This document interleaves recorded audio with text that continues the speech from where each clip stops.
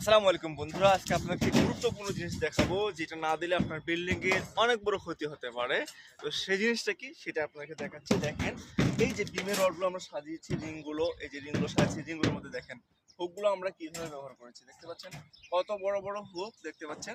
এইভাবে হুক দিতে হবে। আর এই হুকগুলো কি হিসেবে কাজ করবে আপনাকে বলি, লকের মতো কাজ করবে। যখন ঢালাই হবে, ঢালাইয়ের পরে এইগুলোকে শক্ত করে ঢালাইতে বেঁধে রাখবে।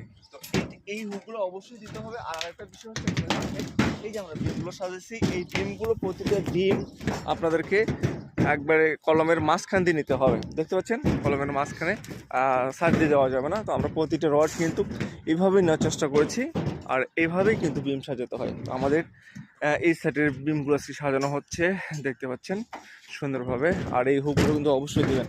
দেখতে পাচ্ছেন আমাদের প্রতিটা হুক কীভাবে আমরা দিয়েছি। তো বন্ধুরা অবশ্যই এভাবে বিমের রিংয়ে হুক ব্যবহার করবেন।